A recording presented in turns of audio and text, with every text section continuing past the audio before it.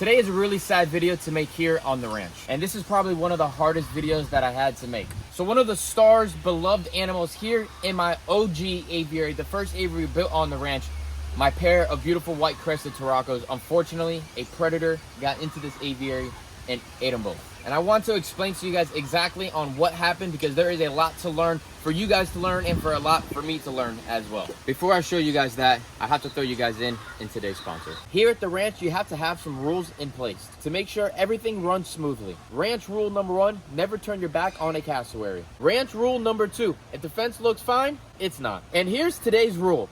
Ranch rule number 3, don't put the wrong team in charge of something serious. Out here, if an animal gets hurt, if something breaks, if there's a real problem, we don't guess, we don't cut corners, we bring in the right help. Because there is a reason why we run this ranch the way we do. When something matters, you choose the biggest, most capable team for the job. Just like there's a reason why Morgan & Morgan is America's largest injury law firm. They have been fighting for the people for over 35 years, with more than 1,000 attorneys nationwide and over $30 billion recovered for their clients. Hiring them is like hiring an army to go into battle. At this ranch, we protect our animals. If you're ever injured because of somebody else's negligence, you deserve protection too. Not all law firms are the same.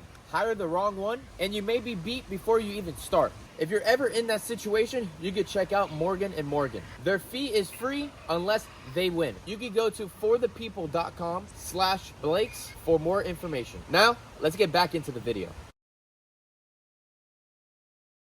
So as you guys know, those are probably one of the most expensive birds, one of the most coolest birds, and one of the most rarest birds that I got for the aviary right at the beginning when we completed this whole entire giant project just about 5 years ago. They were one of my favorite birds, the most prettiest birds, and they were just all around amazing. So the birds that we got, let me go inside and I'm gonna show you guys what the birds that we got. They're absolutely amazing. So it is raining some, so the birds are a little wet and the colors and the feathers are a little different. But the first bird I'm gonna show you that we have, these guys are from Africa, and this is the female. That bird right there, you guys, is called a white crested turaco. It is a very, very, very rare species of bird. That is a full colored female right there. And then her boyfriend is on the other side right over there. He is not fully feathered yet. He has full feathers, so he can be in the rain and all that stuff, but he has not the full white crest yet. Absolutely beautiful birds. Check them out. Look at that, you guys. We'll come back when he's nice and bright and everything. And so we have a little bit of soft bill diet in there, a little bit of lettuce, some papaya, and bananas. They're gonna get a bunch of different fruits as well for them. And that's the male that's right over there. He doesn't have his white crest at all. Not shy at all. Used to me. Well, not used to me, but just chilling, you know what I mean? Just hanging out. Imagine seeing these guys in Africa out in the wild. That's why we made this enclosure, to make it look like they're in the wild. Gorgeous colorations on them. Yellow beaks. Really cool. Bouncing around everywhere. Look at that. On the ropes and stuff. We're gonna put the ropes out over there as well. The male, I told you, he's a little bit more uglier, but that's because he's not fully feathered yet, but that's okay. He'll be just as pretty very, very soon. It's all right, little dude. Ooh, little bounce around. And there you go. So when we first got these birds, as you guys saw, these guys were little ugly, little fledgling little turacos. Absolutely beautiful. You know, they learned this aviary. They were the stars of the aviary. They would come when you heard the door open up. They were always right there, talking to each other, eating with each other. I mean, there was just so much cool stuff about these birds. Everybody wanted to come inside this aviary and to see these amazing birds. And it's going to be really sad not to have them here anymore. So as you guys know, this was the first aviary that we built here on the ranch. And it's not the best aviary that we ever built before, but everything we made inside of this aviary is beautiful. The ponds, the plants, the trees, everything was perfect. But unfortunately, the outside shell of it was not good whatsoever. And that was because we had a budget. We didn't want to spend so much money because we thought it would work. But unfortunately, in the years of it growing and expanding in the whole 9 yards, it pretty much came out to be a horrible planned situation of netting that we used around the top. So unfortunately, guys, the waterfowl netting that we used around this whole entire structure is just not strong enough for the squirrels, the rats, all the small little rodents that are around this area. Big shout out to White House on the Hill. They're lucky enough because they have a lot of land. They're in the middle of a padlock, and being in the middle of a padlock, they're able to put that hot wire around the whole entire perimeter. Here, unfortunately, I'm butt up against 2 properties, and I can't put hot wire on my neighbors' yards because, you know, they have kids, they have families, they have dogs and all that. And the squirrels are able to run on the fence lines, jump onto the aviary, and eat right through these aviaries. So we weren't able to put those hot wire, and we can't make this thing strong enough, and the squirrels and everything gets inside of them still. And even though this netting is bad, there are patches throughout the whole entire thing. Me, my sister, my buddy Josh, one of the first things we do when we come over here at the beginning of each week, we go around and make sure all the holes are patched every single week, because we consistently always have holes, and we're consistently always removing squirrels from here because the squirrels are the ones that start the holes, and then the bigger predators are able to get in. So that being said, with all the holes that are in this aviary, the other day I was out of town and my sister was taking care of the ranch for the morning, and she called me freaking out that one of the turacos got out. She said, how do I get it? What should I do? I talked her through on the phone on what to do, and she was able to get that turaco right back inside of the aviary because it was actually just the male.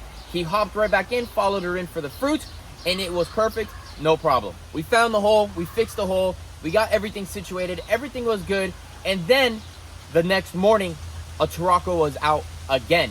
And we figured out it wasn't the male this time, it was the female. So the female got out, it was on a Wednesday. I was literally out here from 8 o'clock in the morning to 8 o'clock at night. I mean, this turaco was moving throughout the whole entire ranch. After about a few hours, we figured out to catch the male turaco, put him in the lockout so that he stays on one side, because what was happening was she would fly from one side of the aviary to the other side of the aviary, and he was following her back for it. They're calling each other. She wouldn't go far, but she just, you know, was out of the aviary. We couldn't capture her in the trap. So we locked him up. He went in there, and she started staying over there. It started becoming, you know, evening out. I literally was almost giving up because I was like, you know, she's going to come back. She's not going to go far. I was doing my normal walk around feeding. She's all the way in the front of the property. I was freaking out. I was like, oh my gosh, she's far. Then she flies across the house, comes over here. You know, it was evening. The sun went down. We had the male locked in there. We set up the trap better. Next morning, again, you guys, this is almost 24 hours. Next morning, she was there by the trap. We set it up perfectly. We'll show you all the videos and everything. And then we finally got her and put her inside the lockout. So we decided that because it is breeding season right now, and they got out, both got out, and we closed all the holes, we decided that we're just gonna leave them in the lockout, keep them in there for breeding season, not move them to the new aviary, because I didn't want to move the environment too much because they know this area real well, and I wanted to keep them inside of there. So we decided to set them all up, keep them locked up inside of that lockout area so that they wouldn't be able to get out again, so we could find the hole. And I knew it was just going to be an ongoing thing with these squirrels coming, and obviously they figured out both how to get out. So I was like, you know what, let's just lock them in there. It's critter fence, the squirrels can't get through. There's no way they could get through inside of there. Everything is sealed, everything's fine. So that was a Thursday. The next day, on a Friday, I was doing my walk around feedings, doing the whole 9 yards. I looked in the distance. I did not see them inside of the lockout. They're always bouncing around, making noises, making calls, and already had my heart drop because I knew that they were out or something got them. And I knew they didn't get out because one of them was definitely going to still be in there. They're not just going to follow you. One would have got out, and then the other one would have been bouncing around and wouldn't figure out how to get back out again. My heart dropped. I already knew something happened, so I walked over there, and I saw devastation. And that's the, you know, the part of owning a ranch. Every day you wake up, anybody could agree with me, anybody that owns a zoo, every day you wake up, you don't know what you're going to expect. It could be happy things, it could be sad things, and that day was a sad thing. There was no way to prevent that. You know, I thought I was doing the better choice. I talked to multiple other friends. They all agree with me. Lock them in there. It's better off so you don't lose them. It's breeding season, the whole 9 yards. And how were we supposed to know that this predator was going to come in that next day and literally have a feast on both of my freaking turacos? You know, not to say it like this, because they're such a bonded pair. Not glad they both went together, but kind of glad they both went together and not just one, because then I was going to have to find a new mate. It was going to be lonely. When they were separated, they were calling each other left and right, left and right. He was super sad. They just want to be together all the time. And they went together inside a freaking raccoon's belly is pretty much what happened. And I'll go show you what we found over there and how he got inside of here. The animal got in from the inside the main aviary and then dug in from the inside into the lockout, because the whole lockout area on the outskirts are all protected. But from the inside of the aviary. You know, it's inside of the aviary. It's all protected, dug in and everything here. The animals are not digging in from the bottom of our structure. Everything is down about 1 foot, and even back on the other side, they're almost 3 foot. How the animals are coming in are from the top. You can just see in the distance all over there. You can see all the patches we have. We have patches everywhere. The freaking squirrels get in, and then the squirrels make a hole. And then because we want to make this beautiful, amazing landscaped aviary, make it thick, it is sometimes hard to see holes inside of the aviary. But we come in here every day and we're looking, but you know, early morning, a squirrel can make a hole. We don't see that hole. Raccoon comes by, finds it, gets in, and yeah, like one of my buddies was like, why didn't he get the ducks? Well, the ducks are smart. They stay on the water's edge. They see a predator, they smell a predator, they dive right to the water. The predator's not gonna get them unless it's super, super starving. So let me throw you guys into the video of when it first happened and show you what I found inside of here. And yeah, let me show you guys. So actually, when that happened, we started looking around for more holes, the whole 9 yards. My buddy Josh was like, hey, look at this. And there was literally a possum sleeping inside of the aviary. I personally do not think that was the attacker that ate the freaking turacos, because they're a little more slower. I don't think they're going to climb around like crazy like another creature would. But we did capture that animal, and we took it out very, very, very, very far away and released it in the wild. I know everybody in the comments are going to say you should have just shot the animal, should have shoot the animal, the whole 9 yards. Yes, probably I should have. But again, it's at the end of the day, these animals live here too. You know, I still have a heart for them as well. I know they killed one of my animals, but they're here to try to survive. They're feeding a family too. I have to be the one to protect my enclosure better. And if they're able to get in and figure it out, that's my fault. And obviously, there's things that we're going to talk about soon on what we're going to do. So then that night, we set up a trap inside of the lockout right here. And I didn't touch anything in it, especially where the hole was, where they pushed inside of the lockout area. Put the trap in there, and bam, that morning, we had a freaking raccoon inside of there literally the next morning. So obviously he went in for revenge again to go try to find more food or whatever it was. We got that raccoon, we got him out of here. He was mean as heck. Same thing, sent him over, I think like 10 miles away into the middle of freaking nowhere's land.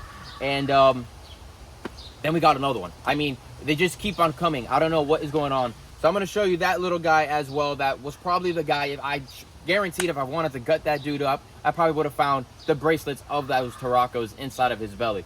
But I didn't do that. I let him go, being the nice person that I am. Look, we have the giant big raccoon in the trap. Look at it. What we get? A giant big raccoon. Another freaking raccoon. So that was probably, look at the freaking holes it dug in there. That was probably our killer. You know, a lot of people in Florida, when somebody gets killed by an alligator, it's from feeding them, and then they kill every freaking alligator in the lake. I mean, yes, I could kill that raccoon, but what will it really solve at the end of the day? We're in their home. We're in their, you know, backyard as well. We got this raccoon right here. Let's see what he did. I showed you guys yesterday all the feathers and everything that the raccoon did. They're coming in from both sides. Look, it dug a whole entire hole over here today to get in here. Look how fast it dug it inside of here. There's another hole over there. So we're gonna have to start setting traps every single day, getting these guys out of here. We've already caught in yesterday a giant possum inside of here. We also caught 2 raccoons last time, and then we made that one video a couple weeks back, maybe a couple months back, with another raccoon. So we've been having a serious raccoon problem, and it's definitely not good to have that with these kind of animals, these birds. So we're gonna get this guy, take him out. Freaking, it was definitely a sad day the other day with, you know, these turacos. We've had them for years, over almost 5 years since we built this massive aviary for them. We gave them the best life ever. It freaking sucked losing those guys. You know, this whole week we've been trying to capture them because they got out. That was probably the sign that there was a raccoon here, that they wanted to get out. How was I supposed to know? You know, you can never know what's gonna happen in the future, and that was a future.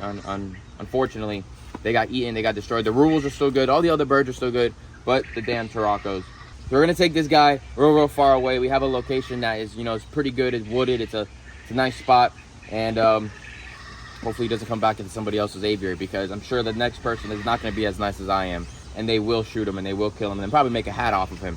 Should I do that? Yes, I should do that. I probably would have done that. It was the first day. That would have been like my anger, pissed off. But again, it comes back to this animal is just trying to survive. It's just trying to eat, and we have to protect our enclosures. They smell the food. They want the food, and that's it. All right, let's get this guy and get him out of here. It's definitely crazy how every animal on the ranch knows that's a predator. Cassowaries are flared up, ready to destroy. Now these raccoons, you know, if they would go inside of there in the middle of the night, they would not make it. I guess they've learned that there's a predator here, and over there is a buffet, and that's what they're going to. Because look at Rex. Watch, let's bring her back closer this way, real quick. Watch what happens when I bring her over here. Look at her. She does not like that. She is flared up right now. See that, Rex? When you see one of those, you can destroy them. I've had stories of other cassowary breeders tell me. God, look at her little wings. That right there is a dangerous cassowary right now. You do not want to mess with her. I was told from an ex-breeder, they will find raccoons inside of the enclosure, and you could put literally a hose nozzle in their mouth, and there'll be holes everywhere because they just destroyed the raccoons. But again, this guy's gonna get a second chance, and you better not come back, buddy. We're gonna just keep on catching him and getting him the heck out of here. We're gonna take this guy about 5 miles away, and hopefully that's far enough. He has to go across a couple highways, so it's a far run if he makes it through all those cars. But second chance, back to the wild. So me telling you guys this story, me telling you guys this video, this actually happened about a week ago. It was really a sad 48 hours because 24 hours before they got eaten, I was literally barely sleeping, waiting for that sun to come up so I could capture them and get them back into the trap because I was nervous. There was a lot of storms. They weren't inside of an enclosure. If one little noise freaked her out in the middle of the night and that wind blown, she could have went real far, wasn't able to hear her partner and been too far and get lost, and then I would have never found her again, and it would have really sucky thing. And then the next morning, like I said, you guys, I thought I was doing something better. I thought I was locking them up the whole 9 yards so that they're safe and sound inside of it. I even set up more nest boxes in here so that they'll be set and good. And then they passed away. So as you guys know, owning a ranch, owning a farm, every day you're learning new things. There's always good and bad things, happy and sad things, and this is a sad one. So there's no reason for me to go out and go try to get another pair of turacos. There's no reason for me to go out and go and invest on a new cool species of birds inside of here if I don't fix the legit whole reason these animals are coming in. So this is what we're gonna decide to do. If you guys have ever seen a pole barn, if you guys have ever seen a greenhouse structure, a hoop house structure, this is what we are going to design to do. Pretty much how my giant metal building looks like without the metal sides, without the metal roof. I have a buddy of mine that designs that, custom makes them the whole 9 yards. We're going to cut that main pole probably a tad, and we're going to structure out. We're going to have to capture all the ducks. We're going to have to capture all the birds, everything inside of it, put them in smaller enclosures when we're doing this. And what we're going to do is make this whole entire thing an A-frame structure with all metal, no more wood. Some of these main poles will still be here, but that main big post probably get cut down a tad. It'll be one level throughout the whole entire thing. It'll be all framed out, and it's going to be bad to the bone because we're going to make sure we hard mesh the whole entire thing, dig it into the ground, and then this thing will be sealed off. There will be no way that rats will get in here. There'll be no way that squirrels will get in here, and there'll definitely be no way that possums and raccoons will get in here. Just like the Knitwire. We're going to talk to Knitwire again and see if we can get them to sponsor this enclosure. But the biggest thing right now is to frame out this whole entire thing. You have to cut the trees a tad, bring them down a little bit so we have some moving space. We can come to our neighbor's yard, come over here with big trucks, get it all situated. It'll probably be about a week project or maybe a little less when we have all the material here on property. Once we get all the material, pretty much fast forward it. This is going to happen in a couple months. It can't happen right now. We have to get all the funds, get it all situated. And then we're going to have this thing framed out, teed off, and we could probably end up putting some really cool birds in here because now we won't have to worry about the holes. We won't have to worry about anything getting out, but we still will be able to have that boost fast jump because the pond, the plants, and everything will be here already. We're just getting the circus part, the tent part, all completed and redone. So let me down in the comments what you guys think about that. Obviously, I think that's probably the best choice of it all. No reason for me to go out and get more birds and try this again when these damn things keep on coming in every single day. So yeah, that's the goal. The goal is to redo the whole entire roof, get that all finished, and then we'll be good. It'll be all one height all the way across. We'll probably make this thing, the whole entire thing, 16 foot across the whole entire aviary. And yeah, that's what we're gonna have to do, you guys. So obviously, you guys, unfortunately, we are not gonna be seeing our white crested turacos here anymore. It sucks. It absolutely sucks. That is the life of having animals. I like to show you guys the truth, no lies, the 100% all the time. And that is, you know, that's what happened here inside of this aviary. Once we get everything situated, you guys will follow along with the journey on what we're gonna do inside of here. It's gonna be better. It's gonna be freaking bad to the bone. We're gonna make this thing beautiful, framed it out so that it is sealed off. And other than that, you guys, it's a sad one. Put it down in the comments, whatever you guys want to put down in the comments. I really appreciate you guys supporting, watching me through my journey, through the eyes from day one for the last 5 years with these beautiful birds inside of here. Appreciate the support, and hopefully the next video will be a lot more happier and better, and I'll see you guys later. Peace out, everybody.